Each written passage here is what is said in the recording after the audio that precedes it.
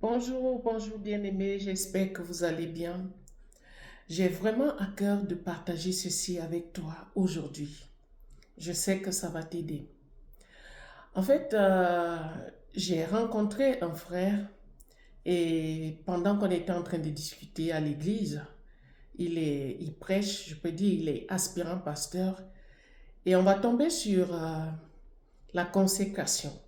Il va me dire, ah lui, il mange le serpent, la vipère, parce que sa mère spirituelle mange la vipère. Waouh! J'étais choquée. J'étais genre, pouf. Pourquoi? Parce que je sais que la sanctification est d'abord personnelle, est spécifique d'abord à chaque enfant de Dieu.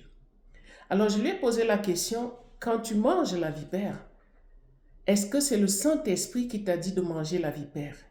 Il m'a dit non, lui mange, puisque sa mère spirituelle mange, donc du coup, il ne trouve aucun mal à ça.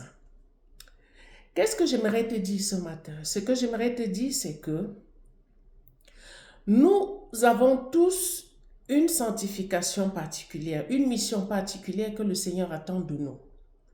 Ce n'est pas parce que forcément ta soeur ou ton frère va faire ci que toi, tu peux faire ci. Non.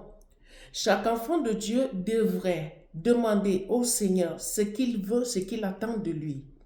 Et c'est ça qui nous rend encore efficaces, même dans notre marche avec le Seigneur.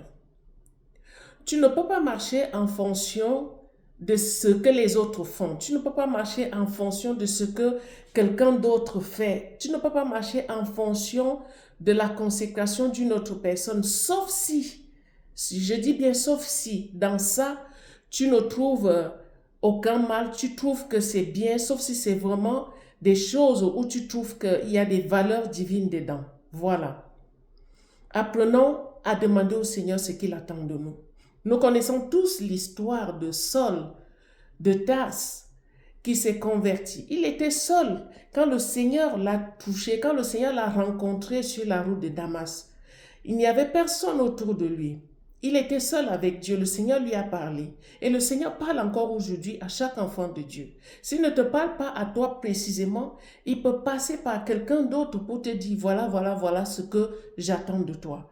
Mais ne te lance pas comme pour dire, comme mon père spirituel fait, ma mère spirituelle fait, ou bien mon frère, ma soeur, moi aussi je fais. Parce que l'expérience a prouvé que Saül était serviteur de Dieu, hein. Il était roi. Mais le Seigneur l'avait déjà rejeté depuis des années. Plusieurs parfois sont dans l'erreur, plusieurs parfois sont rejetés. Maintenant, c'est à toi de chercher le discernement, de chercher ce que le Seigneur, il veut de toi. Le christianisme, ce n'est pas du copier-coller. La personne qu'on copie, c'est Jésus. Et toujours se référer à Jésus, comment lui, est-ce qu'il aurait réagi, ce que lui, il aurait dû faire. Nous apprenons tous avec lui, nous montons tous avec lui parce que jusqu'à preuve de contraire, personne n'est parfait. Mais moi, je ne vais pas mettre une perruque parce que ma mère spirituelle met une perruque.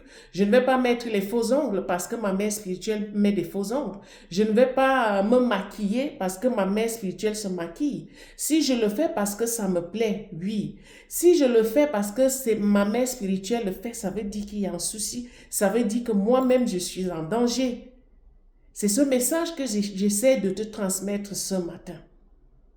Va dans le secret avec le Seigneur, demande-lui ce qu'il attend de toi et marche conformément à ce qu'il attend de toi. Et ne l'oublie jamais, ne l'oublie jamais. Il y a les appelés, il y a les élus. Et la consécration d'un élu n'a rien à voir avec celle d'un appelé. J'espère que tu es béni par ces paroles. À très bientôt.